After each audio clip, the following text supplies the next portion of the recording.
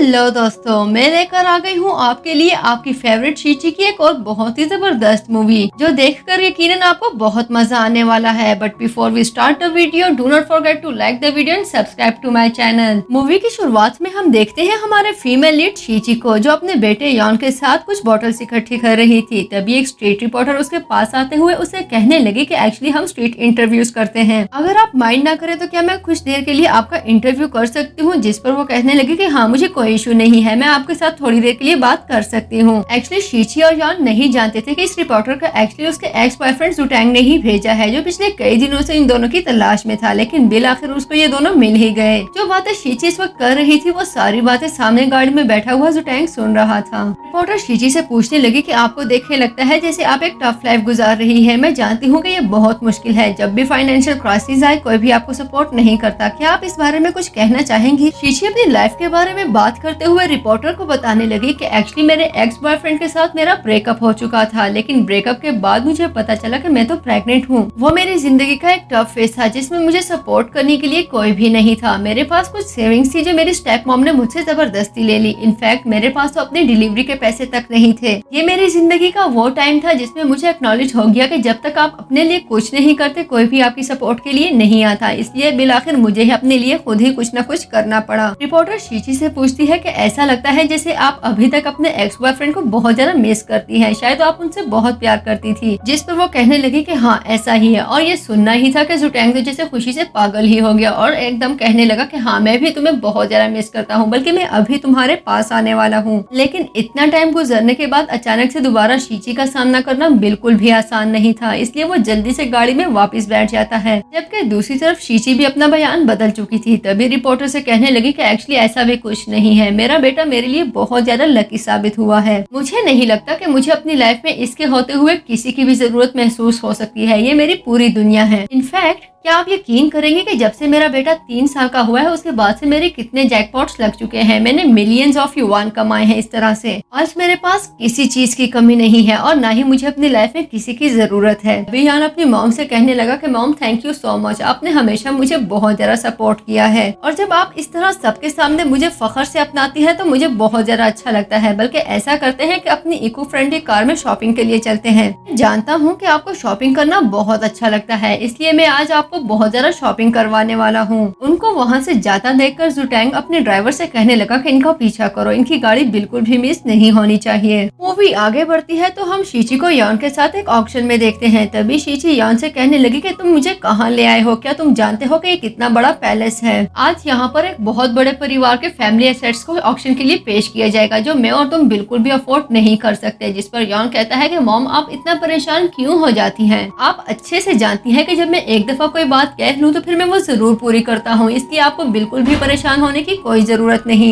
In fact मैं आज इस ऑक्शन में उस येलो डायमंड को भी खरीदने वाला हूँ जिसको आप हमेशा से एडमायर करती थी। इससे पहले कि शीची यॉन को कुछ समझाती उसकी मुलाकात उसकी कजन से हो जाती है, जो शीची को देखते ही कुछ हैरान सी होते हुए उसके पास आकर कहने लगी कि तुम यहाँ पर क्या कर रही हो? क्या तुम्हें जरा भी आइडिया है कि यहाँ पर किस स्टैंडर्ड के लोग आते हैं? और जरा अपनी अपीयरेंस की तरफ देखो, आउटफिट तुमने ऐसा पहना है जैसे तुम किसी बहुत बड़े खानदान की इकलौती बेटी हो। जिस पर शीची उससे कहने लगी कि मेरे लिए तुम्हें परेशान होने की बिल्कुल जरूरत नहीं है, तुम अच्छे से जानती हो कि मेरा और तुम्हारा स्टैंडर्ड सेम है, अगर तुम यहाँ पर आ सकती हो तो मैं क्यों नहीं? लेकिन उसकी कजन भी कहाँ पीछे हटने वाली थी। तभी उससे कहने लगी कि तुम जैसी लड़कियां जो चाहे कर सकती हैं। देखो कितनी दफा तुम बाहर मुल्क जाकर हो भी आई हो, लेकिन मुझसे हेलो हाय करने तक नहीं आई। शीची उन्हें बताती है कि एक्चुअली जब मैं बाहर मुल्क से होकर आती हूँ तो यहाँ पर मेरे बहुत सारे काम पेंडिंग होते हैं, इसलिए किसी के साथ मिलना भी मेरे लिए पॉसिबल नहीं होता। जिस पर उसकी आंटी उसको टोकते हुए कहती है कि ज्यादा भरम रखने की कोई जरूरत नहीं है। यूएस जाकर जो कारनामे तुमने किए हैं वो हम सब देख रहे हैं, बल्कि एक कारनामे का तो तुमने अभी तक हाथ पकड़ा हुआ है। क्या हम नहीं जानते कि तुम शादी से पहले ही प्रेग्नेंट हो चुकी थी? तुम्हारे कैरेक्टर का ये एक सर्टिफिकेट ही काफी है, इसलिए ज्यादा ऊंचा उड़ने की कोई जरूरत नहीं। जिस पर शीचू से कहती है कि आपको यकीनन कोई गलत फहमी हुई होगी। एक्चुअली मैं यूएस अपनी स्टडीज के लिए गई थी और अगर मेरे बच्चे से आपको बहुत ही प्रॉब्लम है तो मैं आपको बता दूं, जरा एक नजर भर के अपनी बेटी को भी देख लीजिए करें। करे। ठीक है कि मैं शादी से पहले ही प्रेग्नेंट हो चुकी थी और मेरे बॉयफ्रेंड ने मुझे छोड़ दिया था, लेकिन मैंने वो नहीं किया जो आपकी बेटी करती फिर रही है। एटलीस्ट मैंने आपकी बेटी की तरह किसी मैरिड इंसान के साथ इन्वॉल्व होकर किसी का घर खराब करने की कोशिश नहीं की और न ही मैंने कभी बच्चों से उनका बाप छीनना है। आपकी बेटी जो करती फिर रही है उसकी गवाही पूरा शहर देने के लिए तैयार है, इसलिए मेरे बारे में कुछ भी बोलने से पहले 2 दफा सोचना जरूर। जिस पर उसकी कजन उसे कहने लगी कि भले वो मैरिड हो और उसके बच्चे भी हैं, लेकिन वो एक बहुत ही अमीर इंसान है और वो तुम्हारे बॉयफ्रेंड की तरह मुझे बीच रास्ते में छोड़कर नहीं जाने वाला, इसलिए तुम्हारी बातें मुझ पर बिल्कुल असर नहीं करने वाली। ऐसे बैचलर बॉयफ्रेंड का क्या फायदा जिसको आपकी प्रेगनेंसी तक का एहसास न हो और आपको हमेशा के लिए छोड़कर चला जाए। शीशी कुछ कहती है इससे पहले ही यौन आगे बढ़ते हुए उसे कहने लगा कि मेरी मॉम को अगर तुमने बुली करने की जरा भी कोशिश की तो मुझसे बुरा कोई नहीं होगा। और जहाँ तक रही पैसों की बात, तो अगर तुम्हारा बॉयफ्रेंड इतना ही कोई अमीर कबीर इंसान है तो आज जो येलो डायमंड यहाँ पर ऑक्शन के लिए पेश किया जाएगा जरा उसको खरीद कर दिखाओ तो मैं भी मानूं।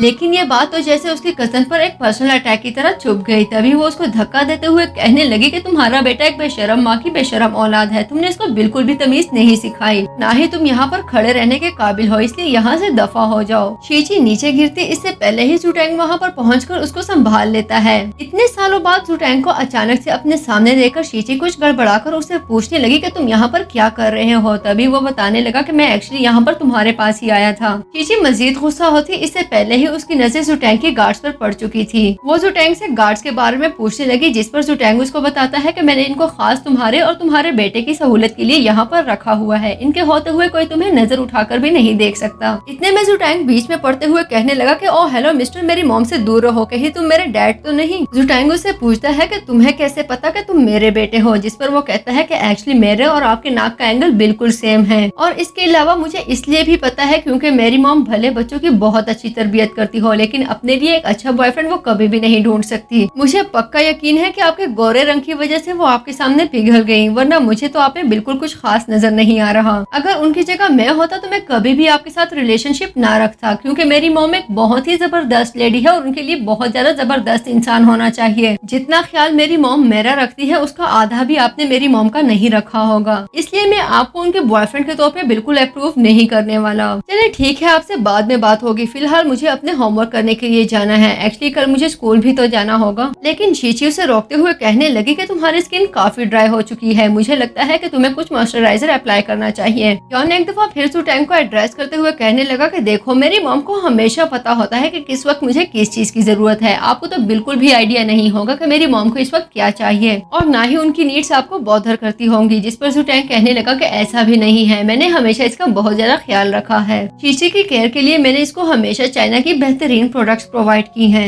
जिस पर यॉन कहता है कि ये हुई ना बात, अब आप में मुझे कुछ चीजें अच्छी लग रही हैं, बहरहाल आप मेरी मॉम के लिए अब भी अप्रूवेबल नहीं है, इसलिए उनसे दूर रहें। नेक्स्ट सीन में ऑक्शन स्टार्ट हो चुकी थी और उस येलो डायमंड को खरीदने के लिए सभी लोग बहुत ज्यादा बेताब थे। डायमंड की स्टार्टिंग प्राइस 10 मिलियन युआन थी, लेकिन शीची की कजन उसको 4 मिलियन युआन पर खरीदने के लिए राजी थी। लेकिन यॉन भी 5 मिलियन युआन पर उस डायमंड को खरीदने के लिए रेडी था। तभी शीची उसको रोकते हुए कहने लगी कि क्या तुम्हारा दिमाग खराब हो गया है, हमारे पास इतने पैसे नहीं हैं। जबकि दूसरी तरफ शीची की कजन को भी काफी गुस्सा आ रहा था और वो मन ही मन में कहने लगी कि इस छोटे बच्चे को देखो, जमीन पर नजर नहीं आता और छलांगे कितनी बड़ी बड़ी लगा रहा है। गुस्से में आकर वो 8 मिलियन युआन पर भी वो डायमंड खरीदने के लिए तैयार थी, लेकिन यॉन उसकी कीमत को मजीद आगे लेकर जाते हुए 10 मिलियन युआन पर वो खरीदने लगा। जिस पर शीची की आंटी अपनी बेटी को मना करते हुए कहने लगी कि अगर तुमने इससे ज्यादा 1 युआन भी दिया तो हम बैंकक्रप्ट हो जाएंगे, जाने दो इनको, मैं जानती हूँ कि इनके पास पैसे नहीं है, बस शो ऑफ के लिए यहाँ पर बैठे हुए हैं। जबकि शीची खुद भी यॉन को डांटते हुए उसे कहने लगी और उससे कहती है कि क्या तुम नहीं जानते कि हम इतना सब अफोर्ड नहीं कर सकते, क्या जरूरत है डायमंड को इतने ज्यादा पैसों पर खरीदने की। इसके साथ ही वो डायमंड यॉन का हो चुका था। जिस पर शीची की कजन उसे कहती है कि क्या तुम लोगों ने कभी 10,000 युआन को भी देखा है और यहाँ पर इतनी बड़ी बड़ी बातें करने के लिए बैठ चुके हो। जिस पर यॉन अपना कार्ड वॉलंटियर को देते हुए उसे कहने लगा कि इसको स्वाइप करो। वो लड़की आकर उसे बताती है कि हमने आपका कार्ड स्वाइप किया लेकिन ये फेल हो चुका है, इसमें कोई अमाउंट नहीं है। इस बात को लेकर सभी लोग शीची और यॉन का मजाक उड़ाने लगे। शीची की कजन कहती है कि देखो बस इतना कॉन्फिडेंस होना चाहिए इंसान में जो इतने बड़े सीन में खुद को एम्बैरेस करने के लिए बिल्कुल भी नहीं सोचता। इसकी वजह से यॉन के साथ साथ शीची भी काफी एम्बैरेस हो चुकी थी। तभी मैनेजर आकर उनसे सॉरी करते हुए कहने लगा कि एक्चुअली हमारा सिस्टम फेल हो चुका है जिसने आपके कार्ड को रिजेक्ट कर दिया। प्लीज आप माइंड मत कीजिएगा, अपनी इस गलती पर हम आपसे काफी शर्मिंदा हैं। आपके स्टाफ ने हमें 10 मिलियन युआन का कैश दे दिया है और वो हमने एक्सेप्ट भी कर लिया है। तभी शीची की कजन और उसकी आंटी कहने लगी कि इन लोगों के पास इतने पैसे कहाँ से आ गए। मैनेजर के जाने के बाद यॉन शीची से कहता है कि क्या आप जानती नहीं कि आपका बेटा कितना चालाक है।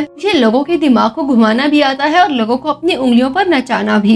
मेरी जरा सी ट्रिक से हमारा स्टॉक कितना ऊपर चला गया है मैं आपको बता नहीं सकता। तभी शीची उसको प्यार करते हुए कहने लगी कि पता नहीं मैंने बेटे को जन्म दिया है या पैसों की देवी को। जब से तुम मेरी लाइफ में आए हो मेरे तो दिन ही बदल चुके हैं। मुझे समझ नहीं आती कि मैं तुम्हारा किस तरह से शुक्रिया अदा करूं। इस सब पर जुटैंग का मैनेजर उसे कहता है कि इस बच्चे को आपका बेटा होना चाहिए, बिजनेस में आपकी तरह बहुत होशियार है। हम येलो डायमंड रिंग अपनी मॉम को पहनाता है। तभी शीची अपने कजन से कहती है कि कौन कहता है कि सिंगल मदर होना हमेशा बहुत मुश्किल होने वाला है, कभी कभी ये आपके लिए बहुत आसान भी हो सकता है। इसके साथ ही यॉन गार्ड से कहने लगा कि इन दोनों को बाहर फेंक दो, मेरी नजर इन पर दोबारा नहीं पड़नी चाहिए। तभी गार्ड्स उनको लेकर बाहर छोड़ आया। गार्ड्स उन दोनों को लेकर नीचे आया तो इतने में उसका हस्बैंड भी आ चुका था। तभी वो अपने हस्बैंड से कहने लगी कि हम दोनों को बुलाकर तुम कितनी देर से आए हो, क्या तुम सोच सकते हो कि आज हमें कितना एम्बेरस होना पड़ा। जिस पर उसका हस्बैंड उसे कहता है कि बताओ तो सही हुआ क्या है। भले मैं लेट आया हूँ लेकिन मैंने तुम दोनों के लिए सारी अरेंजमेंट्स कर दी थी। वो कुछ बताती इससे पहले ही जुटैंग नीचे आ चुका था,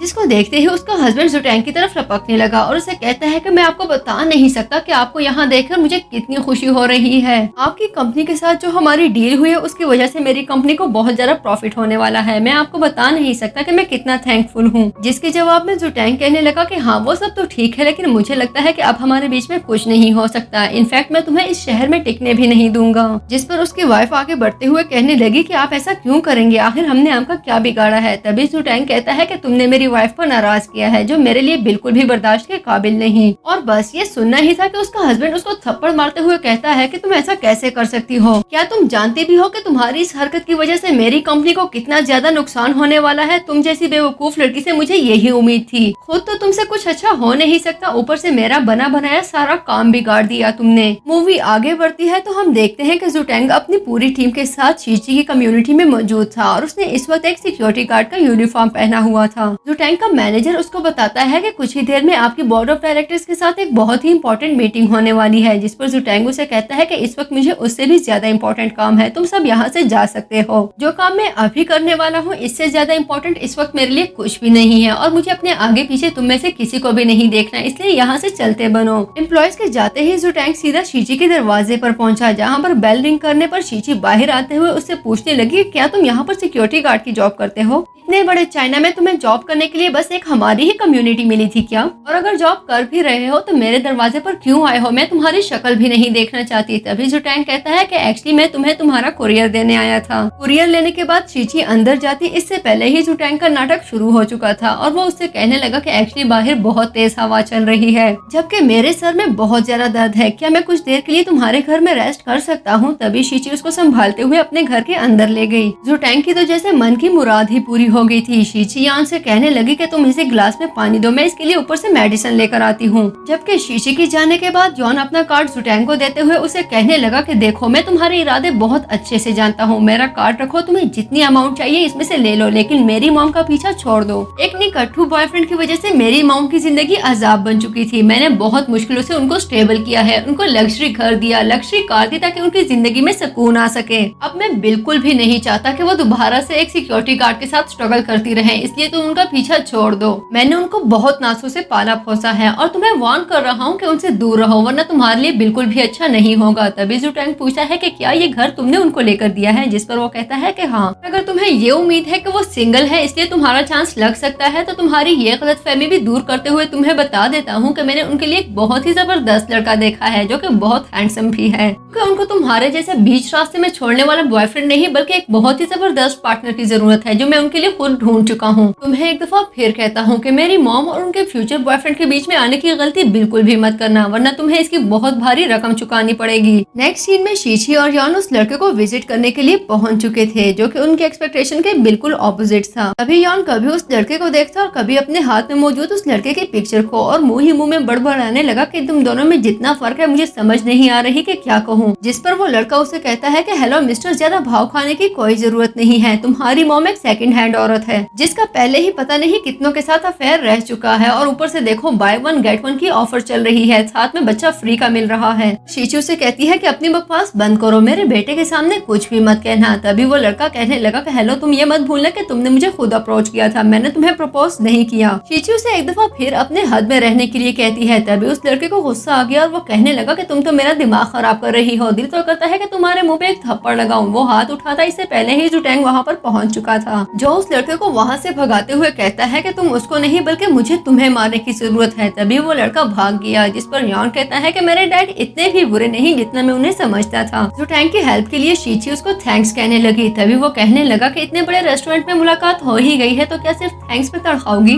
प्लीज कुछ खिला ही दो। इतने में वहाँ पर शीची की कजन अपने बॉयफ्रेंड के साथ पहुँच चुकी थी, जो शीची को देखते ही उसके पास आ गई और कहने लगी कि जरा इसे देखो, पैसा आ भी गया तो क्या हुआ, इसके साथ कोई भी आने के लिए तैयार नहीं। देखो इतने बड़े रेस्टोरेंट में बैठी भी किसके साथ है, एक सिक्योरिटी गार्ड के साथ। बिल भी यकीनन तुम्हें खुद ही पे करना पड़ेगा क्योंकि तुम्हारी बॉयफ्रेंड की तो इतनी औकात ही नहीं कि इतने बड़े रेस्टोरेंट का बिल पे कर सके। तभी उनको यॉन बताता है कि ऐसा कुछ भी नहीं है, मेरे फादर बहुत ज्यादा अमीर है। जिस पर शीची की कजन लू यॉन से कहने लगी कि हाँ तुम्हारे फादर बहुत ज्यादा वेल्दी हैं, लेकिन सिर्फ तुम्हारे ख्वाबों में, लेकिन इसमें तुम्हारी कोई गलती नहीं। जो हरकतें तुम्हारी मॉम ने की है उसके बाद कोई इसको मुंह क्यों लगाएगा। ऑब्वियसली इसके साथ कोई सिक्योरिटी गार्ड ही रिलेशनशिप रखना चाहेगा क्योंकि जो कारनामे इसने किए हैं वो सारा जमाना जानता है, और एक बच्चे की माँ को कोई मुंह क्यों लगाने वाला है भला। उनसे एक दफा फिर कहता है कि तुम मेरे फादर को अंडर एस्टिमेट कर रही हो, और मैं तुम्हें बता दूं कि मेरी मॉम मेरे डैड के साथ बहुत ज्यादा खुश है, पैसा होना या ना होना बिल्कुल भी जरूरी नहीं। चीची उसको यकीन दिलाती है कि मेरा बॉयफ्रेंड बिल्कुल भी गरीब नहीं, उसके पास तुम्हारी सोच से भी ज्यादा पैसा है। तभी लू उससे कहने लगी कि ठीक है, अगर ऐसा ही है तो फिर तुम ये सब कुछ प्रूफ क्यों नहीं करती, बल्कि ऐसा करते हैं कि हम फैमिली रियूनियन में तुम्हारे बॉयफ्रेंड को सबके साथ इंट्रोड्यूस करवाते हैं और तुम पूरे खानदान को बताना कि तुम्हारा बॉयफ्रेंड कितना अमीर है, तब दूध का दूध और पानी का पानी हो जाएगा। लू के वहाँ से जाने के बाद शीची कहने लगी कि मारे गए, अब क्या करूंगी, मैं जानती हूँ कि ये लड़का बहुत गरीब है और मैंने उसके सामने इतने बड़े बड़े छापर फाड़े हैं, मुझे समझ नहीं आ रही कि अब क्या होने वाला है। यॉन अपनी मॉम से कहता है कि आपको परेशान होने की कोई जरूरत नहीं, जब तक मैं आपके साथ हूँ कोई भी आपको बुली नहीं कर सकता। इसके साथ ही वो जुटैंग को 1 मिलियन युआन का चेक देते हुए कहता है कि ये पैसे अपने पास रखो, लेकिन हमारे फैमिली रीयूनियन में तुम्हें हमारा साथ देना होगा, और हाँ याद रखना हमारी नाक ही ना कटवा देना। तभी जुटैंग उसके पैसे वापस करते हुए कहता है कि मुझे इसकी कोई जरूरत नहीं है, मेरे पास ऑलरेडी काफी सारा पैसा मौजूद है। भले उसकी बात पर ना तो शीची को यकीन आया था और ना ही यॉन को, फिर भी यॉन उसे कहने लगा कि ठीक है, अगर ऐसा ही है तो अपना हुलिया अच्छा रखना, प्लीज आइंदा हमारे सामने इस यूनिफॉर्म में मत आना, आगे ही तुम्हारी वजह से हर जगह एम्बेरस होना पड़ता है। सीन शिफ्ट होता है तो जुटैंग एक स्टोर में मौजूद था, जहाँ पर उसने न सिर्फ अपने लिए बल्कि यॉन के लिए भी काफी सारे गिफ्ट्स खरीदे। जब उसने शीची को दिए तो वो उससे कहने लगी कि मुझे बिल्कुल भी आइडिया नहीं था कि तुम इतने अटेंटिव और केयरिंग हो सकते हो। इनफैक्ट जिंदगी के जिस फेस में तुमने मुझे छोड़ा था मेरा तो मर्दों से दिल ही भर गया है। इसके जवाब में जुटैंग उसे कहता है कि मुझे अपने किए का बहुत अच्छे से एहसास है। इनफैक्ट अगर मुझे पता होता कि मैं एक बच्चे का बाप बन चुका हूँ तो मैं बहुत पहले इनके पास जरूर आता। लेकिन मैं तुम्हें यकीन दिलाता हूँ कि मेरी तरफ से तुम दोनों के साथ जो ज्यादती हुई मैं उसकी कॉम्पनसेशन करना चाहता हूँ, और मैं कभी भी अपनी की हुई गलती दोबारा नहीं दोहराऊंगा। मैं तुम्हें इतना प्यार दूंगा कि तुम अपना पास्ट भूल जाओगे। फ्रैंक की इन बातों से शीची को काफी सेटिस्फेक्शन हुई, तभी वो उसको खुशी खुशी अपने परिवार में वेलकम करती है। शीची के जुटैंग के करीब होने पर जुटैंग भी उसकी आंखों की गहराइयों में खो चुका था, लेकिन यॉन उसको जल्द ही दुनिया में वापस लाते हुए कहने लगा कि अपनी आइडेंटिटी भूलने की कोई जरूरत नहीं है, अपनी एक्टिंग की स्किल्स कल यूटिलाइज करना, यहाँ पर अपना टैलेंट जाया करने की कोई जरूरत नहीं है तुम्हें। सीन शिफ्ट होता है तो फैमिली गैदरिंग शुरू हो चुकी थी, तभी उसके रिलेटिव्स उसको डिस्कस करते हुए कहने लगे कि देखो जरा शीची की तो हिम्मत ही नहीं बनी यहाँ पर आने की, और कल इतनी बड़ी बड़ी बातें कह रही थी कि मैं तुम्हें क्या बताऊं। मुझे तो ऐसा लगता है जैसे उसकी हिम्मत ही नहीं बनी हम सबको फेस करने की, शायद उसको अपने किए पर अभी तक गिल्ट फील हो रहा है। इतने में शीची की एक धमाकेदार एंट्री होती है जो जुटैंग और यॉन के साथ वहाँ पर मौजूद थी। तभी अपने रिलेटिव से कहने लगी कि मैंने आप सबको यहाँ पर आकर डिसअपॉइंट किया, इसके लिए मैं सॉरी करती हूँ। मेरा मोरल अभी तक इतना डाउन नहीं हुआ कि आप सबको फेस ही ना कर सकूं, और जहाँ तक कॉन्फिडेंस की बात है तो वो मुझ में कभी भी कम नहीं होने वाला। जबकि शीशी को देखकर उसके रिलेटिव्स डिस्कस करने लगे कि ये सब एक साथ कितने अच्छे लग रहे हैं, इनका परिवार बहुत ही खूबसूरत है। शीची यॉन और जुटैंग को इंट्रोड्यूस करवाती है। तभी उसके रिलेटिव्स उससे पूछने लगे कि तुम दोनों ने एक दूसरे को दोबारा कैसे ढूंढ लिया। तभी यॉन उसको बताता है कि एक्चुअली मेरे डैड मेरी मॉम से बहुत ज्यादा प्यार करते हैं, मेरी मॉम का मन जीतने के लिए मेरे डैड ने क्या क्या पापड़ नहीं भेले, इसलिए बिलाखिर मेरी मॉम को राजी होना ही पड़ा, और आज देखो वो दोनों एक साथ कितने खुश हैं। मेरे डैड के पास बहुत सारा पैसा है जो वो पानी की तरह मेरी मॉम पर बहाते हैं, तो इसके बाद तो मेरी मॉम ने अपना दिल हारना ही था। जिस पर उसकी आंट लू से कहती है कि जरा बोलने से पहले सोच लो, कहीं ऐसा ना हो कि तुम फेंकते फेंकते कुछ ज्यादा ही लंबी फेंक दो। अगर तुम्हारे डैड इतने ही वेल्दी और पावरफुल हैं तो हमें भी उनकी स्ट्रेंथ दिखाओ। देखो मेरे हस्बैंड जी इंडस्ट्रीज में मैनेजर हैं, और तुम जानते हो कि मेरी शादी में ब्राइड प्राइस के तौर पर उन्होंने मुझे 1,80,000 युआन की BMW दी थी। सिर्फ इतना ही नहीं बल्कि उन्होंने बीजिंग के सेंट्रिक लोकेशन पर मौजूद एक शॉपिंग मॉल भी मेरे नाम किया था। अब जरा तुम बताओ कि तुम्हारे डैड क्या क्या अफोर्ड कर सकते हैं। और ये सुनना ही था कि यॉन और शीची को तो जैसे चुप ही लग गई। तभी जुटैंग कहने लगा कि ब्राइड प्राइस के तौर पर मैंने अपनी वाइफ को 6 रोल्स रॉयस की कार्स गिफ्ट की थी, 6 शॉपिंग मॉल्स गिफ्ट किए थे, 600 मिलियन युआन उसको कैश दिया था और इसके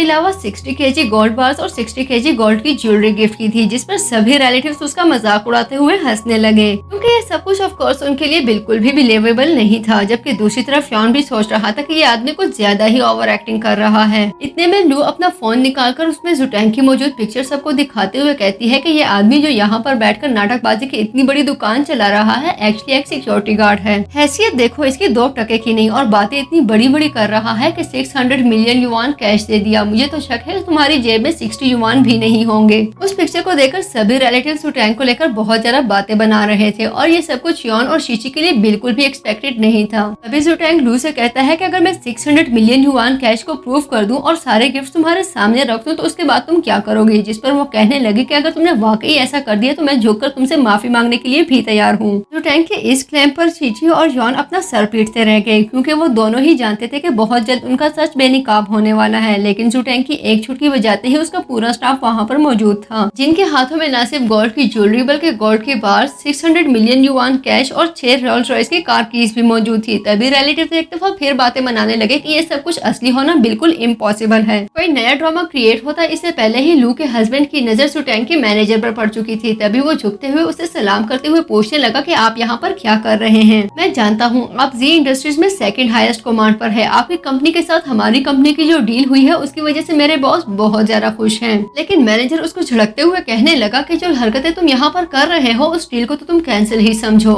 जिस पर लू कहती है कि तुम्हें क्या लगता है कि ये नकली सोना लेकर तुम यहाँ पर हम सबके ऊपर अपनी धाक बिठा दोगे। तो ऐसा कुछ भी नहीं है। तुम होते कौन हो अपनी डील कैंसिल करने वाले। तुम्हारा झूठ ज्यादा नहीं चलने वाला। इतने में जुटैंग कहता है कि तुम्हारे हस्बैंड की जॉब जाने वाली है, इसलिए बहुत अच्छा होगा कि तुम कुछ बैक स्टेप ले लो। और ये सुनते ही लू के हस्बैंड उसके मुंह पे थप्पड़ मारते हुए कहते हैं कि तुम्हारी वजह से मेरा सारा प्लान खराब हो गया। तुम जानती भी हो कि मुझे कितना नुकसान हुआ है। अगर मेरी जॉब चली गई तो तुम्हारे लिए अच्छा नहीं होगा। कि दूसरी तरफ जुटैंग शीशी से कहने लगा कि मैं जानता हूँ मैंने तुम्हारा दिल बहुत बुरी तरह से तोड़ा है। मुझे इस तरह से तुम्हें छोड़कर नहीं जाना चाहिए था। यकीन मानो मैं अपने किए पर बहुत शर्मिंदा हूँ। मैं दोबारा से अपनी लाइफ तुम्हारे साथ स्टार्ट करना चाहता हूँ। मैं तुम्हें यकीन दिलाता हूँ कि मैं कभी तुम्हें अकेला नहीं छोड़ूंगा। प्लीज मुझे माफ कर दो, मुझे एक और चांस दे दो। जिस पर शीची यॉन से पूछती है कि तुम्हें क्या लगता है, क्या तुम्हें लगता है कि मुझे इसको एक और चांस देना चाहिए, ये कॉम्पनसेट कर सकता है। तभी यॉन उसको हक करते हुए कहता है कि हाँ ये बिल्कुल एक्सेप्टेबल है। सीन शिफ्ट होता है तो हम इस वक्त जुटैंग को अपने मैनेजर के साथ देखते हैं, जो ऑफिस के बाहर R&D के बॉस का इंतजार कर रहा था। तभी मैनेजर उसे कहता है कि इतनी इंपॉर्टेंट पर्सनैलिटी आ रही है लेकिन आपकी वाइफ अभी तक नहीं पहुंची।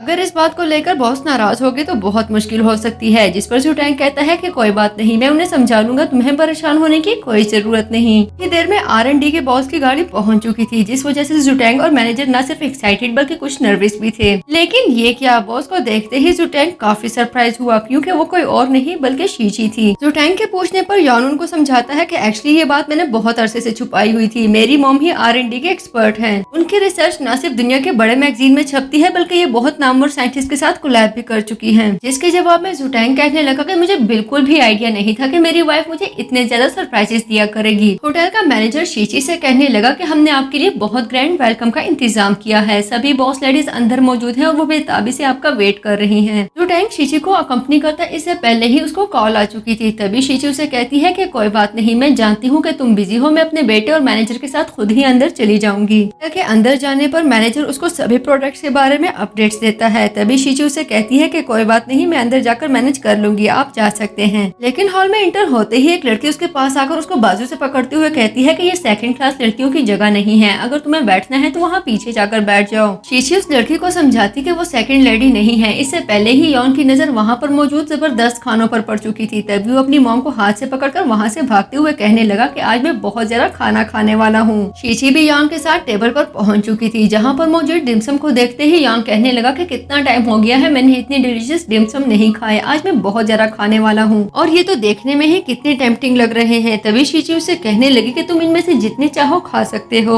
जबकि पीछे बैठी लेडीज जो ये सब कुछ देख रही थी इस बात को डिस्कस करने लगी कि इस इवेंट का स्टैंडर्ड बहुत लो है, जो इतने लो स्टैंडर्ड लोगों को यहाँ पर आने की परमिशन मिल गई है। जरा इनके पहने हुए कपड़ों को तो देखो, मुझे पक्का यकीन है कि ये $50 से भी ज्यादा सस्ते होंगे और हम जैसे बेवकूफ यहाँ पर आने के लिए $1000 तक के ड्रेसेस पहन कर आ जाते हैं। क्या हम ये सब इसलिए करते हैं कि यहाँ पर आकर हमें इस तरह के लो क्लास लोगों के साथ इंटरेक्ट करना पड़े? इस सब के दौरान फोटोग्राफर उन सब बॉस लेडीज को फोटो के लिए स्टेज पर आने के लिए कहते हैं, जहाँ पर सभी लेडीज के साथ शीची भी पहुँच चुकी थी। शीची को इस तरह से अपने बीच में देखकर एक लेडी उसको कहने लगी कि हम सब सिंगल हैं और इंडिपेंडेंट भी, हम में से कोई भी मदर फिगर नहीं है। मुझे नहीं लगता कि तुम यहाँ पर खड़े होने के काबिल हो, इसलिए अच्छा होगा कि यहाँ पर खड़े होकर हमारी पिक्चर खराब करने के बजाय तुम जाकर वहाँ पर पीछे बैठ जाओ जिसके तुम काबिल हो। पिक्चर क्लिक करने के बाद फोटोग्राफर सभी बॉस लेडीज को बताता है कि मैंने पिक्चर वीचैट के ग्रुप में सेंड कर दी है, तुम सब उसको रिसीव कर सकते हो। यॉन जब ग्रुप में वो पिक्चर देखता है तो उसको पता चलता है कि उस पिक्चर में वो और उसकी मॉम तो मौजूद ही नहीं है। तभी शीची उस लेडी से पूछती है कि तुम लोगों ने मुझे क्रॉप क्यों किया है, जिस पर वो लेडी उसे कहती है तुम शायद जानती नहीं, लेकिन मैं तुम्हें बता दूं कि यहाँ पर मौजूद सभी लेडीज हमारी इंडस्ट्री की सेलिब्रिटीज हैं और बॉस लेडीज हैं। तुम जैसी बहन जी टाइप लड़की हमारी पिक्चर को खराब कर रही है, मुझे बिल्कुल भी अच्छा ना लगता है, इसलिए मैंने तुम्हें क्रॉप करवा दिया। और वैसे भी जिस तरह का बैग तुम्हारे हाथों में मौजूद है, मुझे डर है कि इसकी वजह से हम सब लेडीज का इंप्रेशन खराब हो सकता था, इसलिए अच्छा ही हुआ कि तुम पिक्चर में मौजूद ही नहीं हो। और हमें देखो, हमारे पहना हुआ एक एक आइटम ब्रांडेड है जिसकी कीमत मिलियंस ऑफ युआन में है, लेकिन तुम्हारी तरह की लोकल चीजें पहनना हम बिल्कुल भी पसंद नहीं करते। उस लेडी के कहने पर उसके हेल्पर्स वो बैग लेकर आते हैं जो उसने सभी बॉस लेडीज के लिए बनवाए थे और शीची से कहने लगी कि मुझे पक्का यकीन है कि इस क्वालिटी के बैग तुमने कभी नहीं देखे होंगे और ना ही यहाँ पर आते हुए तुमने किसी लेडी को कोई हैंड गिफ्ट देने का सोचा होगा। जिस पर शीची कहती है कि तुम्हारी ये गलतफहमी मैं अभी के अभी दूर कर देती हूँ। शीची बताती है कि एक अच्छी खासी रिसर्च के बाद मैंने कुछ प्रोडक्ट्स को लॉन्च किया है जो हमारी स्किन के लिए बहुत अच्छी होंगी। जिस पर वो लेडी शीची से कहने लगी कि तुम्हें क्या लगता है कि तुम इस तरह से लंबी लंबी बातें कर हमारी आंखों में धूल झोंक सकती हो? तो ऐसा कुछ भी नहीं है। अपने जिस कारनामे पर तुम फख्र कर रही हो, मैं तुम्हें बता दूं कि ये एक वर्ल्ड क्लास साइंटिस्ट के कारनामे हैं। मैंने उनके बारे में एक इंटरनेशनल मैगजीन में पढ़ा था और मैं जानती थी कि वो बहुत जल्द अपनी प्रोडक्ट्स को लॉन्च करने वाली है, लेकिन तुम्हें देखो कितनी दीदा दलेरी से उनके क्रेडिट को क्लेम कर रही हो। तुम्हारी इन्फॉर्मेशन के लिए तुम्हें बता दूं कि वो कुछ ही देर में यहाँ पर पहुँचने वाली होंगी और फिर जो वो तुम्हारे साथ करने वाली है वो तुम सारी जिंदगी याद रखोगी। किसी और की हुई मेहनत का क्रेडिट मैं तुम्हें बिल्कुल भी नहीं लेने दूंगी, इसलिए बेहतर होगा कि जो कुछ होने वाला है उसके लिए खुद को मेंटली प्रिपेयर कर लो। शीची उसे कहने लगी कि जो कारनामे तुम्हें इतने बड़े बड़े लग रहे हैं ये मेरे रोज का मामूल है और यही मेरा प्रोफेशन है। जिस पर वो लेडी कहती है कि तुम्हारी बड़ी बड़ी बातें करने वाली आदत कभी नहीं जाने वाली। तभी वो पूछती है कि ये किसके साथ आई है, जिस पर एक लड़की उसे बताती है कि मैंने इसको होटल मैनेजर के साथ अंदर आते हुए देखा था। तो वो लेडी कहने लगी कि अच्छा जी, तो तुम होटल मैनेजर की वाइफ हो। मैं भी कहूँ कि कोई तुम जैसी लड़की को अंदर आने कैसे दे सकता है? तुम तो यहाँ पर खड़े होने के भी काबिल नहीं हो और वो तुम्हारा हस्बैंड, वो भी अपने पावर को अब्यूज कर रहा है, तभी तुम्हें किसी भी इवेंट में घुसा देता है। शीची उसे कहती है कि कुछ हौसला कर लो। जिस R&D बॉस को तुम डिस्कस कर रही थी उनको ये एटीट्यूड बिल्कुल भी अच्छा नहीं लगता। इनफैक्ट वो तो गरीब लोगों के साथ अच्छे से बिहेव करना पसंद करते हैं। शीची उसे कहती है कि मैं होटल मैनेजर की वाइफ बिल्कुल भी नहीं हूँ, बल्कि मैं भी तुम लोगों की तरह इस इंडस्ट्री की एक बिजनेस लेडी हूँ। जिस पर वो कहने लगी कि झूठ बोलना बंद करो। मैं तुम्हें बता दूं कि मेरे हस्बैंड मिस्टर जुटैंग के बाद इस इंडस्ट्री के सबसे सक्सेसफुल पर्सन है। जिस पर शीची कहती है कि अच्छा जी ऐसा है? जिस पर वो कहती है कि हाँ बिल्कुल ऐसा ही है और अब मुझे बिल्कुल यकीन हो चुका है कि तुम्हारे हस्बैंड जो कि इस होटल के मैनेजर है, तुम उनके रेफरेंस से इस इवेंट पर आई हो, जो कि मेरे लिए बिल्कुल भी एक्सेप्टेबल नहीं। शीची बताती है कि मैं उसकी वाइफ नहीं हूँ। तभी वो कहती है कि अच्छा, मैं यहाँ पर इनवाइटेड लेडीज के नाम में तुम्हारा नाम देखती हूँ, अगर मुझे लिस्ट में तुम्हारा नाम मिल गया तो इसका मतलब है कि तुम सच कह रही हो। शीची उससे कहने लगी कि मेरा नाम शीची सियांग है, तुम आराम से मेरा नाम ढूंढो। लेकिन ढूंढने पर भी उसको लिस्ट में शीची का नाम नहीं मिलता। तभी वो कहती है कि मेरा शक बिल्कुल ठीक था,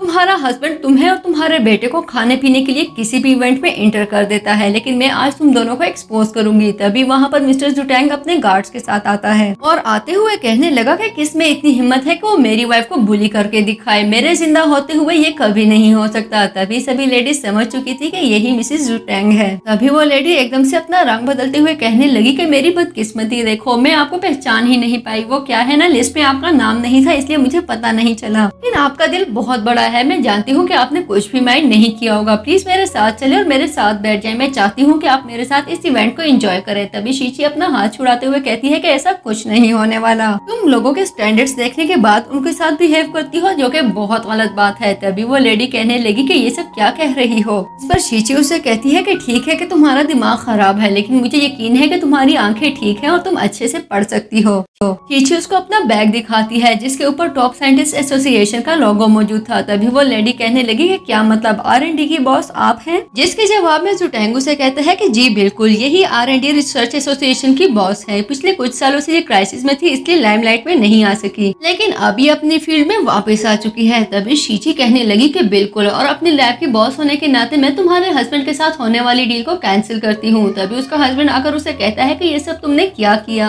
वो अपनी वाइफ को थप्पड़ मारते हुए उसे कहता है कि तुम्हारी वजह से मेरी मिलियंस ऑफ युवान की डील कैंसिल हो गई। तुम जानती भी हो कि तुमने मुझे कितना बड़ा नुकसान दिया है। मूवी आगे बढ़ती है तो हम देखते हैं कि यॉन जुटैंग के साथ खेतों में काम कर रहा था। उसके साथ साथ उसने एक बोर्ड भी लगाया हुआ था जिसके ऊपर उसने ये नोटिस लिखा था कि अगर कोई उसके साथ खेतों में काम करता है तो 1 घंटा काम करने पर 100 युआन दिए जाएंगे। जिसको देखते ही शीची को बहुत हैरानी हुई। तभी वो उसके पास आते हुए उसे कहने लगी कि छोटे मास्टर, तुम थक चुके होंगे, ये लो थोड़ा पानी पी लो ताकि तुम कुछ हाइड्रेटेड फील करो। यॉन कहता है कि मुझे बहुत अच्छा लगता है इस तरह से कुछ टाइम निकालकर अपने खेतों में खुद ही काम करना। तभी जुटैंग बताता है कि हाँ, ये एक बहुत ही पीसफुल एक्टिविटी है। तुम्हारी मॉम ने शायद तुम्हें ना बताया हो, लेकिन मैं और तुम्हारी मॉम बचपन में खेतों में बहुत ज्यादा काम करते थे जिससे हमें बहुत मजा आता था। आज भी बहुत सारी मेमोरीज उन दिनों से जुड़ी हुई हैं। जुटैंग गाड़ी में चावलों की एक बोरी रखते हुए उसे कहता है कि हमारा होटल यहाँ पास ही है। ये चावल मैं अपने शेफ को देकर उसे कहूंगा कि वो सी फूड पोरेज बनाए। मेरा शेफ बहुत अच्छा खाना बनाता है और मैं तुम्हें गारंटी देता हूँ कि उसके हाथ का खाना खाने के बाद तुम उसके खानों की दीवानी हो जाओगी। जिस पर शीची कहने लगी कि ये तो बहुत ही जबरदस्त हो गया। और तभी उसको याद आता है कि आज तो जुटैंग के असिस्टेंट के बेटे की एंगेजमेंट भी थी।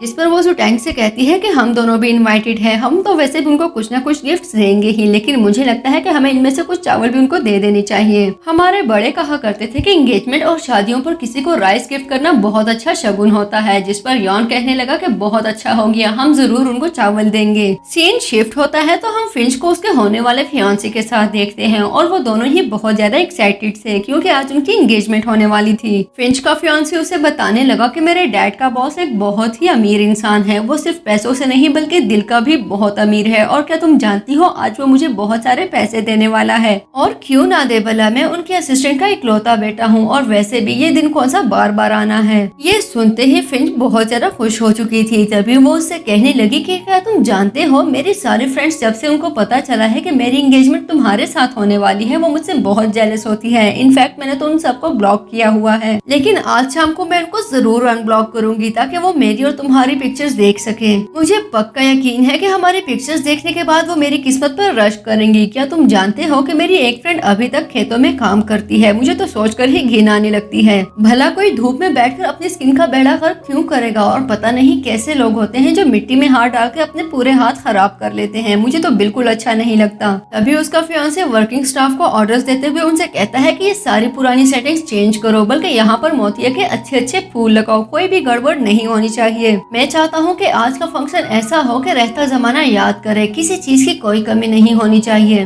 तभी उसका फियांसे उसे कहने लगा, मुझे लगता है कि खेतों में काम करते हुए लोगों को शर्म आनी चाहिए। जबकि दूसरी तरफ शीची यॉन के साथ चावलों भरी बोरी लेकर अंदर आ रही थी। जबकि जुटैंग को कॉल पर कह रही थी कि गाड़ी को पार करके ऊपर आ जाओ, तुम्हें भी उनको विश करना चाहिए। लेकिन जैसे ही फिंच की नजर उस पर पड़ी, वो उसके पास आते हुए कहने लगी कि शीची तुम यहाँ पर क्या कर रही हो। अब ये मत कहना कि तुम यहाँ पर कैटरिंग स्टाफ के साथ काम करने आई हो। और ये देखो किस तरह पेंडू लोगों की तरह बोरी उठाकर अंदर चली आई। तुम्हें बिल्कुल भी ख्याल नहीं आया कि तुम्हारी वजह से मेरे फियांसे मेरे बारे में क्या सोचेंगे। जैसी माँ वैसी बेटी। तुम्हारी माँ भी सारी जिंदगी खेतों में काम करती रही है और तुम्हें भी शायद चूज करने के लिए इससे बेहतर प्रोफेशन नहीं मिल सका। जिस पर शीची उसे कहती है कि अच्छा होगा कि तुम अपने असल को याद रखो। भले दरख्त कितना ही बड़ा हो जाए, उसको अपनी रूट्स हमेशा याद रखनी चाहिए। अब तुम्हारा फियांसे कोई इतना भी अमीर कबीर नहीं कि तुम अपनी असलियत ही छुपाती फिरो। तुम जानती हो कि तुम्हारी पिछली 5 नस्लें खेतों में काम करती रही हैं और यही तुम्हारा असल है। फिंच उसे कहने लगी कि ऑफ कोर्स तुम तो यही सब कहोगी। मुझे देखकर तुम यकीनन जेलस हो चुकी हो, लेकिन याद रखो कि तुम सारी जिंदगी बस हसरत ही करती रहोगी।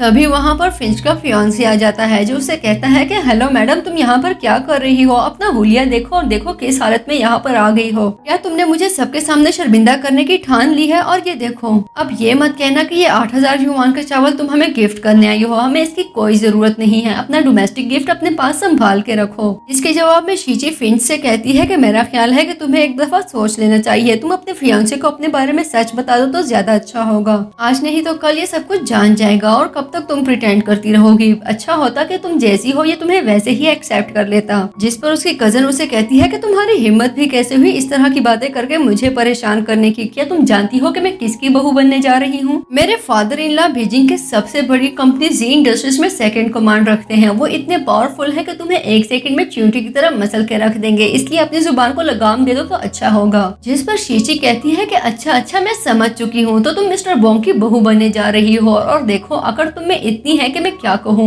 जब सारा सच तुम्हारे सामने आएगा तो तुम्हें बहुत पछतावा होने वाला है। जिस पर वो कहने लगी कि अच्छा मेरी एंगेजमेंट वाले दिन तुम यहाँ पर आकर मुझे धमकियाँ दे रही हो? क्या तुम मेरा दिन खराब करना चाहती हो? क्या मुझे अपनी जिंदगी में ये भी दिन देखने थे कि सारी जिंदगी खेतों में काम करने वाले की बातें भी सुनना पड़ेंगी? ये बिल्कुल भी नहीं हो सकता। तुम देखो मैं तुम्हारे साथ करती क्या हूँ। अपना ये घटिया सा गिफ्ट उठाओ और यहाँ से दफा हो जाओ। मैं बिल्कुल भी नहीं चाहती कि तुम्हारी वजह से मेरा प्रोग्राम खराब हो। तभी वो हाथों में चावल लेकर शीची के मुंह पर फेंक देती है। ये देखते ही यॉन उसकी तरफ आते हुए कहने लगा कि तुम्हारी हिम्मत भी कैसी हुई मेरी मॉम से इस लहजे में बात करने की? अगर तुमने उनको बुली किया तो तुम देख लेना कि मैं तुम्हारे साथ करता क्या हूँ। जिस पर फिंच उसको धक्का देते हुए पीछे की तरफ गिरा देती है और कहती है कि अपने गंदे मिट्टी से भरे हुए हाथ मुझे मत लगाओ। क्या तुम जानते हो कि मेरा ड्रेस कितना एक्सपेंसिव है? मुझे तो ये समझ नहीं आ रही, जब हमने हॉल को बुक किया हुआ है तो यहाँ की मैनेजमेंट तुम लोगों को अंदर आने की इजाजत कैसे दे सकती है? क्या इतनी पेमेंट इसलिए की जाती है कि तुम जैसे लोगों को डील करना पड़े? और जरा इस बदमाश बच्चे को देखो, बदतमीज माँ की बदतमीज औलाद। क्या मैंने इसलिए मिस्टर बॉन्ग के बेटे को चूज किया था कि तुम जैसे लोगों के मुंह लगना पड़े? अगर इन जैसे लोगों के मुंह ही लगना था तो इतने बड़े खानदान में शादी करने का क्या फायदा हुआ? तभी उसका फियांसे उसे कहता है कि क्या तुम ठीक हो? इन जैसे लोगों की वजह से अपना मूड खराब करने की कोई जरूरत नहीं, बल्कि ऐसा करो चलो यहाँ से। मैं नहीं चाहता कि तुम्हारी इन जैसे लोगों पर नजर पड़े और तुम्हारा मूड खराब हो जाए। तुम जानती तो हो कि आज का दिन कितना इम्पोर्टेंट है। लेकिन शीशी भी खुद को संभाल चुकी थी। तभी उसे कहने लगी कि तुम्हारी हिम्मत भी कैसे हुई मेरे बेटे को टच करने की? अगर बात सिर्फ मेरे तक होती तो मैं बर्दाश्त कर लेती, लेकिन जिस तरह से तुमने यॉन को धक्का दिया है इसकी कीमत तुम्हें जरूर चुकाना पड़ेगी। तुम्हें बहुत फख्र है ना मिस्टर बॉन्ग की बहू होने पर? तो मैं कसम खाकर कहती हूँ कि मैं इसी बात को तुम्हारे लिए तुम्हारी जिंदगी का बहुत बड़ा पछतावा बना दूंगी।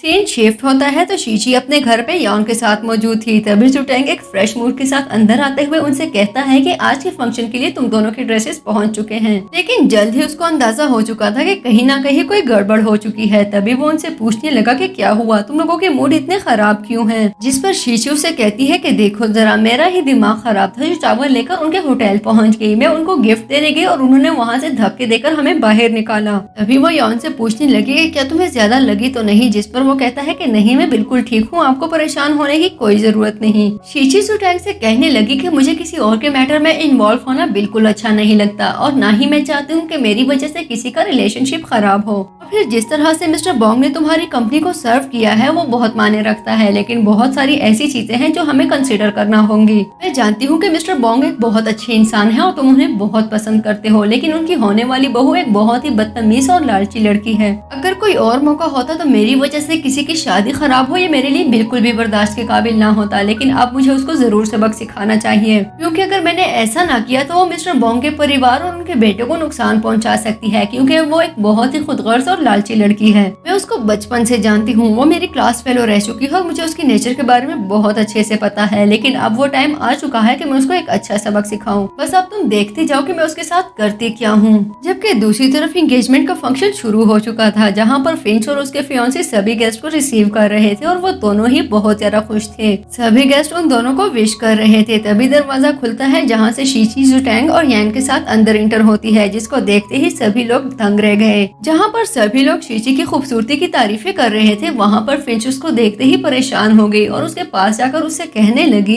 तुम यहाँ पर क्या कर रही हो? मैंने तुम्हें इनवाइट नहीं किया। तुम्हें क्या लगता है कि तुम अच्छा ड्रेस पहनकर कहीं पर भी घुस जाओगी? और देखो जरा, ऊपर से अपने हस्बैंड और बेटे को भी ले आई। क्या तुम्हें लगता है कि तुम किसी से अच्छे कपड़े रेंट पर ले लोगी तो किसी फंक्शन को भी अटेंड करने के काबिल बन जाओगी? और अपने हस्बैंड को देखो जरा, तुम्हें लगता है कि अगर ये 3 पीस सूट पहन ले तो लोग इसको कोई बड़ा बिजनेसमैन समझने लग जाएंगे? ऐसा कुछ भी नहीं है। इसकी तो शक्ल से ही गुर्बत झलक रही है। तुम दोनों गरीब हो, मैं बहुत अच्छे से जानती हूँ। जब दो गरीब लोगों की शादी होती है तो उसके रिजल्ट्स भी बहुत ज्यादा खराब होते हैं। मैं तुम्हें पहले ही वार्न कर दूं। लेकिन खैर मुझे क्या, देखो मेरे हस्बैंड कितने सक्सेसफुल हैं। तभी उसका फियांसी उनसे कहने लगा कि देखो तुम लोग बगैर इनविटेशन के यहाँ पर आ गए हो, लेकिन मैं इस बात को भूल जाता हूँ। ऐसा करो, यहाँ से निकलने की करो। तुम लोगों को लाइटली इसलिए डील कर रहा हूँ क्योंकि आज हम अपनी वेडिंग अनाउंसमेंट करने वाले हैं, इसलिए मैं अपना मूड खराब नहीं करना चाहता। 10 मिनट में मेरे डैड पहुँचने वाले होंगे और उनके आते ही फंक्शन शुरू हो जाएगा, इसलिए मैं चाहता हूँ कि उनके आने से पहले तुम दोनों यहाँ से निकल जाओ। जिस पर जुटैंग कहता है कि उनको 10 मिनट नहीं लगने वाले। वो फोन मिलाता है तो मिस्टर बॉन्ग उन्हें बताता है कि मैं हॉल पहुँच चुका हूँ, बस 1 मिनट में आने वाला हूँ। जबकि दूसरी तरफ लिफ्ट खराब होने की वजह से मिस्टर बॉन्ग अपने गार्ड्स को स्टेयर्स के थ्रू चलने के लिए कहता है। जुटैंग कॉल ड्रॉप करता है। तभी फिंच उसे कहने लगी कि तुम किसी को भी कॉल करके एक्टिंग करोगे कि मेरे फादर इन लॉ से बात कर रहे हो, तो क्या हम यकीन कर लेंगे? कॉन्टेक्ट रखना तो दूर की बात, तुम जैसे लोगों को तो मेरे फादर इन लॉ अपना कॉन्टेक्ट नंबर देना भी पसंद नहीं करते, बल्कि जरा दिखाओ किसका नंबर सेव करके एक्टिंग कर रहे थे। तभी वो एक दफा फिर मिस्टर बॉन्ग के नंबर पे कॉल करते हुए उनसे कहने लगी कि मेरे फादर इन लॉ होने की एक्टिंग बंद कर दो। तुम्हें क्या लगता है कि हम सब तुम्हारी बात मान लेंगे?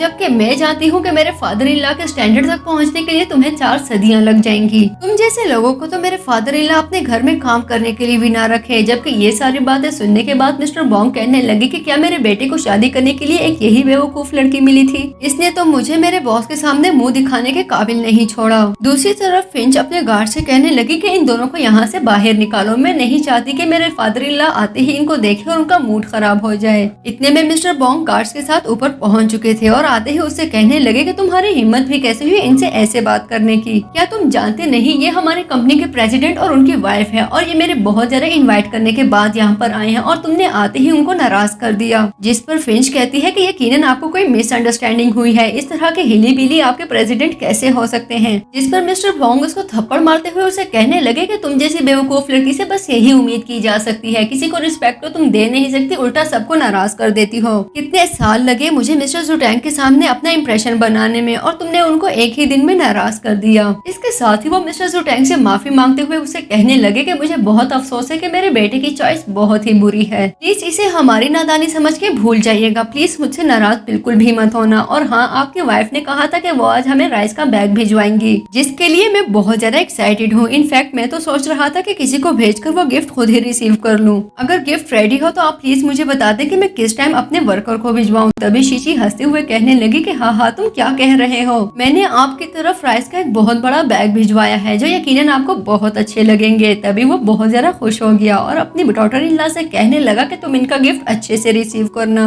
जिस पर उनका बेटा उसे बताता है कि एक्चुअली वो चावल हमने खराब कर दिए हैं, आप प्लीज मेरी बात तसल्ली से सुने, मैं अपनी बात को एक्सप्लेन कर सकता हूँ। लेकिन उसके डैड उसको थप्पड़ मारते हुए कहते हैं कि क्या तुम्हें इस दिन के लिए पाल पोस कर बड़ा किया था कि मुझे किसी के सामने नजर उठाने के काबिल ना छोड़ो? उन चावलों को फेंक कर तुमने सिर्फ चावल नहीं फेंके बल्कि तुमने मेरी कमाई पर भी लात मारी है। तुम्हारी वजह से हमें फाके काटने पड़ेंगे। दिल तो करता है कि तुम्हें चाइना के नॉर्थ पहाड़ियों पर भेजकर तुमसे अपनी जान छुड़वा लूं। मुझे तो शर्मिंदगी हो रही है कि तुम जैसा इंसान मेरा बेटा है। जिस पर फिंच का फियांसे उसको थप्पड़ मारते हुए कहता है कि इस सब की रिस्पॉन्सिबल तुम हो, तुम्हारी वजह से मुझे ये सब कुछ फेस करना पड़ रहा है। मैंने तुम्हें पहले ही बता दिया था कि मेरे डैड के बॉस आ रहे हैं, इसके बावजूद तुमने सब कुछ खराब कर दिया। बल्कि मुझे तो तुमसे शादी भी नहीं करनी। मैं बिल्कुल भी नहीं चाहता कि तुम जैसी लड़की से शादी करके मैं अपनी बाकी की सारी जिंदगी पछतावे में गुजारूं। मेरे साथ अपने किसी भी किस्म के रिलेशनशिप को बस खत्म ही समझो, मुझे तुम्हारे साथ किसी किस्म का कांटेक्ट नहीं रखना। तभी शीची उसके पास जाते हुए उसे कहने लगी कि मैंने तुम्हें समझाया था ना कि दरख्त बाद में उगता है और उसकी रूट्स पहले ही अपनी जगह बना लेती हैं, इसलिए हमें अपनी रूट्स को कभी भी नहीं भूलना चाहिए। मूवी आगे बढ़ती है तो शीची जुटैंग और जॉन के साथ अपना वेडिंग ड्रेस ट्राई करने के लिए एक मॉल में आई थी। उसको वेडिंग ड्रेस में देखकर जहाँ पर जॉन बहुत ज्यादा एक्साइटेड हो गया था, वहाँ पर जुटैंग कहने लगा कि तुम इस दुनिया की सबसे खूबसूरत ब्राइड हो। मुझे तो यकीन ही नहीं आता कि कोई इतना खूबसूरत कैसे हो सकता है। मैं जब भी तुम्हें देखता हूँ तो तुम पे फख्र महसूस करता हूँ। इतने में जुटैंग के पास उसकी चाइल्डहुड की बेस्ट फ्रेंड लिली आती है, जो उसे देखते ही खुशी से चिल्लाते हुए कहने लगी कि मुझे तो यकीन ही नहीं आ रहा कि मैं किसे देख रही हूँ। ये मेरी खुशकिस्मती है कि तुम खुद चलकर मेरी शॉप तक आए। मुझे आज तक बहुत याद आता है जिस तरह हम दोनों ने चाइल्डहुड एक साथ गुजारा। वो मेमोरीज आज तक मेरी जान नहीं छोड़ती। लेकिन देखो बिल आखिर मैंने तुम्हें ढूंढ ही निकाला। ओह, मैं तो पूछना ही भूल गई, क्या तुम यहाँ पर सूट लेने आए हो? यकीनन तुम मेरी शॉप में शॉपिंग करने आए होगे। चलो मुझे अपना साइज देखने दो। तभी जुटैंग उसको रोकते हुए कहता है कि अपनी लिमिट्स में रहो, हम बच्चे नहीं हैं, अब एडल्ट्स हैं, इसलिए तुम्हें कुछ भी कहने से पहले सोचना चाहिए। और जिन मोमेंट्स को तुम याद कर रही हो वो हमारा पास्ट था, जबकि मैं प्रेजेंट में रहना पसंद करता हूँ, इसलिए आगे कुछ भी कहने से पहले सोच लेना। लेकिन जुटैंग की बातों से तो जैसे लिली को बिल्कुल भी फर्क नहीं पड़ रहा था। तभी उसे कहने लगी, वैसे आंटी कैसी है, मैं तो उनकी शक्ल ही भूल चुकी हूँ। देखो 20 साल हो चुके हैं उनको देखे हुए, लेकिन मुझे पक्का यकीन है कि वो मुझे आज तक याद करती होंगी। वो मुझसे बहुत ज्यादा प्यार करती थी। तभी जू टैंग कहने लगा कि उन्हें तो याद भी नहीं होगा कि तुम कौन हो, पता नहीं तुम किन खुशफहमियों में रह रही हो। तभी शीची बीच में पड़ चुकी थी और कहने लगी कि तुम एक बहुत ही इग्नोरेंट लड़की हो, तुम्हें जू टैंग नजर आ रहा है, उसके बगल में इतनी बड़ी लड़की नजर नहीं आ रही क्या? लेकिन लिली उसको मुकम्मल तौर पर इग्नोर करते हुए जू टैंग से कहने लगी कि मैंने सुना था कि तुम एक सिंगल मदर से शादी करने जा रहे हो, प्लीज कह दो कि ये झूठ है। आखिर तुम ऐसा कैसे कर सकते हो? तुम ऐसी लड़की से कैसे शादी कर सकते हो जो किसी और के बच्चे को जन्म दे चुकी है? जिस पर यॉन कहता है कि आंटी प्लीज ये सब छोड़े, मुझे ये बताएं कि आप इतनी अगली क्यों हैं? और आपकी बातें तो आपकी शक्ल से भी ज्यादा बदमजा है। जिस पर शीची हंसने लगती है, लेकिन जुटैंगू से कहता है कि हमें यहाँ से चलना चाहिए। मुझे पक्का यकीन है कि किसी और मॉल में हमें इससे भी अच्छे कपड़े मिल जाएंगे। उनके जाने के बाद लिली मन ही मन में कहने लगी कि कोई इतना बेवकूफ कैसे हो सकता है? देखो जुटैंग कितना हैंडसम और सक्सेसफुल है, लेकिन उसको शादी किससे करनी है? एक बच्चे की माँ से, जिसके पास कुछ भी नहीं है। लेकिन ये सब मैं इतनी आसानी से होने नहीं दूंगी। मैं जानती हूँ कि मुझे कहाँ पर कौन सा स्टेप लेना है। और इसके साथ ही वो जुटैंग की मॉम को कॉल करके कहती है कि क्या आप जानती हैं कि आपका बेटा क्या करने जा रहा है? वो एक ऐसी लड़की से शादी करना चाहता है जो पहले ही एक बच्चे की माँ है और उसके पल्ले कुछ भी नहीं। सीन शिफ्ट होता है तो जुटैंग अपनी मॉम के साथ मौजूद था, जो लिली की कॉल के बाद उसकी क्लास ले रही थी और उसे कह रही थी कि तुम इतनी इमेच्योरिटी कैसे दिखा सकते हो? क्या तुम पागल हो चुके हो जो एक बच्चे की माँ से शादी के लिए चल पड़े?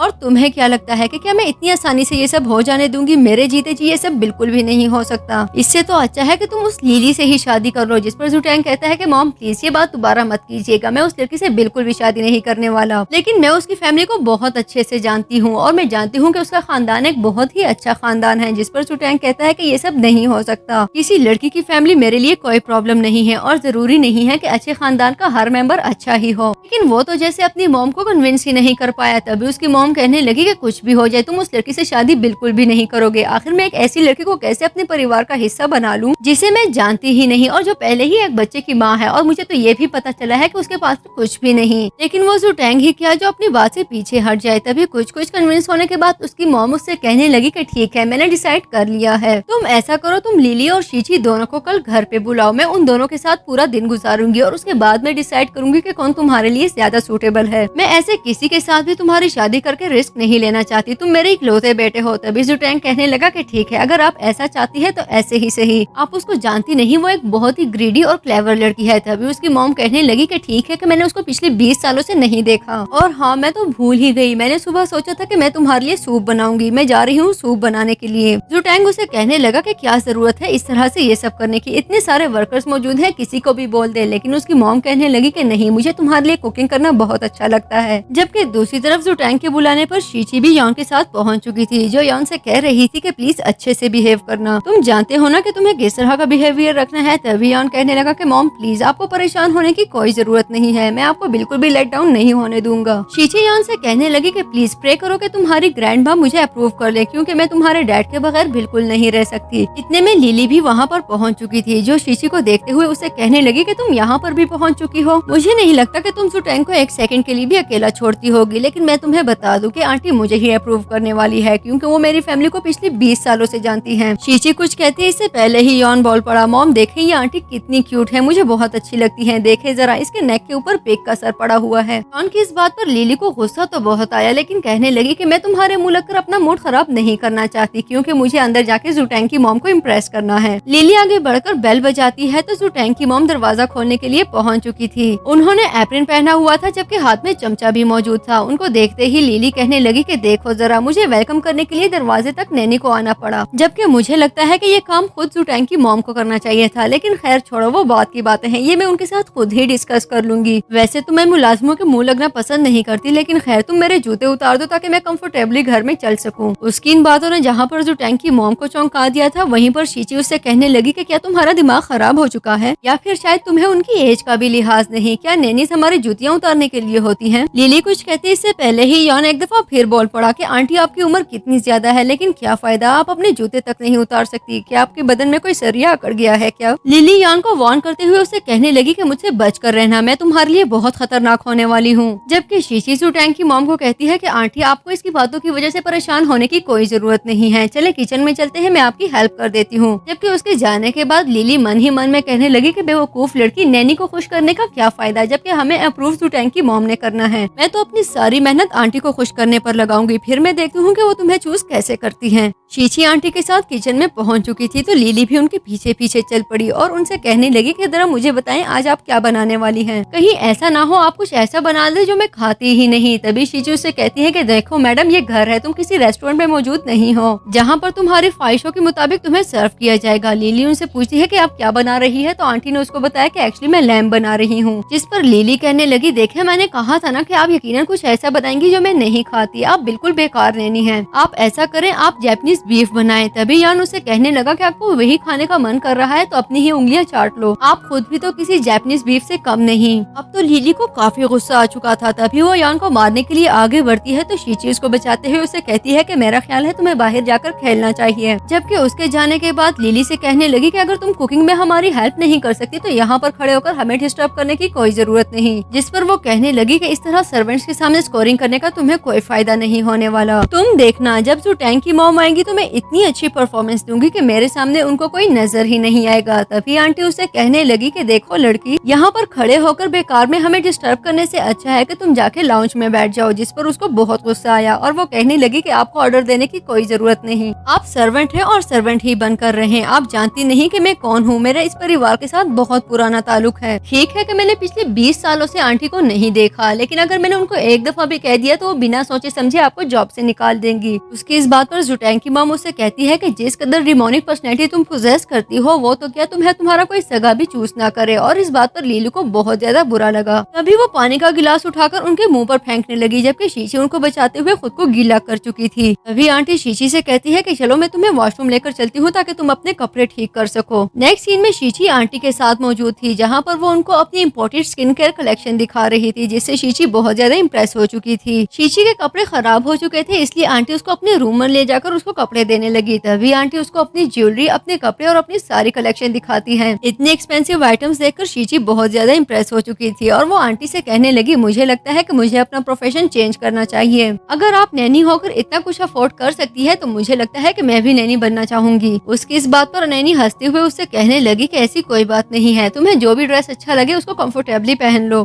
शीची चेंज करने के लिए अंदर चली गई। तभी आंटी बाहर आती है, लेकिन लिली उनको रोकते हुए उससे कहने लगी कि जो चीजें आपने शीची को दिखाई है मैं वो सब देख चुकी हूँ। ये सारी products international single edition products है, ये आप अफोर्ड कर ही नहीं सकती। मुझे यकीन है कि ये सब कुछ आपने जुटैंग की मॉम से चुराया होगा। अगर आप उनसे बिना पूछे उनकी चीजों को लेती रही हैं तो आप एक बहुत ही गट्स वाली लेडी हैं। तभी वो उनसे कहने लगी कि मुझे इस घर में कुछ भी लेने के लिए किसी की परमिशन की जरूरत नहीं। जिस पर लिली कहने लगी कि ठीक है, अगर इतनी ही कॉन्फिडेंट हो तो ये सारी बातें जुटैंग के सामने कहना तो मैं मानूं। कुछ ही देर में जुटैंग घर पहुंच चुका था तो लिली उसके पास आकर उसका हाथ थामने लगी, लेकिन जुटैंग उसको रोकते हुए उसको धुतकार देता है। जुटैंग खुशी खुशी शीची के पास पहुंचा तो लिली कहने लगी कि देखो जरा, इसने जो ड्रेस पहना हुआ है ये एक्चुअली तुम्हारी मॉम का है जो इसने चुराया है। शीशी कहने लगी कि क्या तुम्हारा दिमाग खराब हो गया है, तुम अच्छे से जानती हो कि ये ड्रेस मैंने चोरी नहीं किया। जिस पर लिली कहने लगी कि देखो झूठ बोलना बंद करो, मैं अपनी कही हुई बात को प्रूव कर सकती हूँ। नैनी नैनी। उसके बुलाने पर नैनी आ चुकी थी, जिसको देखते ही लिली कहने लगी कि तुम कौन हो। जिस पर वो कहती है कि मैं इस फैमिली की नैनी हूँ। लेकिन इतने में आंटी भी वहाँ पर आ चुकी थी और उसे कहने लगी कि मुझे लगता है कि शायद तुम मुझे बुला रही हो, क्या तुम्हें मुझसे कुछ कहना है। और वो बताने लगी कि जो ड्रेस शीची ने पहना है ये मैंने ही उसे दिया है क्योंकि ये मेरा ही ड्रेस है, क्योंकि मैं ही जुटैंग की मॉम हूँ। जिस पर लिली कहने लगी कि ये कैसे हो सकता है, आप तो नैनी है ना, मैं अच्छे से जानती हूँ कि आप यहाँ पर एम्प्लॉय है। इस पर वो कहने लगी कि नहीं, ऐसा कुछ नहीं है, एक्चुअली तुमने मुझे जज करने में बहुत जल्दी कर ली। कुकिंग करने से या सफाई करने से कोई मेड नहीं बन जाता, और अगर बन भी जाता है तो मेड भी इंसान होते हैं जिनके साथ हमें रिस्पेक्ट से बात करनी चाहिए। लेकिन ये सारी बातें तो तुम्हें जैसे किसी ने सिखाई ही नहीं। तुम लोगों के साथ अपना बिहेवियर रखने से पहले उनके स्टैंडर्ड को जज करती हो, जो कि एक बहुत ही गलत बात है। जिस तरह से तुम पुअर लोगों को और सर्वेंट्स को ट्रीट करती हो यही हमारा असल होता है। इनफैक्ट मुझे तो तुम्हारी नेचर बिल्कुल भी अच्छी नहीं लगी। सवाल ही नहीं पैदा होता कि मैं तुम्हें जुटैंग के लिए चूज करूं। मैं शीची को ही अपने परिवार का हिस्सा बनाना चाहूंगी। जिस पर लिली कहती है कि ये आप कैसे कर सकती है, क्या आप इसके पास्ट को नहीं जानती। शीची एक सिंगल मदर है और उसके बच्चे का बाप कौन है ये कोई भी नहीं जानता। जिस पर आंटी कहती है कि मुझे फर्क नहीं पड़ता, मैं इस बच्चे को अपना पोता मानती हूँ और मुझे इससे बहुत ज्यादा प्यार है। तभी वो शीची के पास आकर उसे कहने लगी कि मैं तुम्हें अपनी बहू बनाना चाहती हूँ और इसके लिए मैं तुम्हें गिफ्ट देना चाहूंगी। और तभी उसको एक जेड ब्रेसलेट देते हुए उसे कहने लगी कि ये हमारे फैमिली एसेट्स है जिसकी प्राइस 100 मिलियन युवान है। जिस पर शीची कहती है कि आंटी प्लीज, मैं आपसे इतना महंगा गिफ्ट नहीं ले सकती। आंटी उसको गिफ्ट लेने पर मजबूर करती है। तभी शीची कहने लगी कि अगर ऐसा ही है तो फिर मैं भी आपको एक गिफ्ट दूंगी। लेकिन आंटी उसको मना करते हुए कहती है कि इसकी कोई जरूरत नहीं है। मेरा बेटा तुम्हारे साथ खुश है, मुझे इससे ज्यादा कुछ नहीं चाहिए और मैं चाहती हूँ कि जल्द से जल्द मेरा एक और पोता हो जाए। उनकी ये बात सुनने के बाद जुटेंग उनसे कहने लगा कि मॉम, एक्चुअली मैंने ये बात आपको बताई नहीं, लेकिन यॉन मेरा ही बायोलॉजिकल बेटा और आपका पोता है। मैं और शीची पहले से ही रिलेशनशिप में थे और ये मेरा ही बेटा है, लेकिन मुझे बाद में पता चला कि शीची प्रेग्नेंट थी, इसलिए मैं उसको अपना नहीं सका। ना इससे ज्यादा उसकी मॉम को क्या चाहिए था। तभी यान को हक करते हुए कहने लगी कि मुझे इसी दिन का इंतजार था कि कब मैं अपने पोते से मिलूंगी। और इसके साथ ही हमारी मूवी की हैप्पी एंडिंग हो चुकी थी। उम्मीद है आपको ये मूवी जरूर अच्छी लगी होगी। मजीद ऐसी मूवीज के लिए स्टे ट्यून।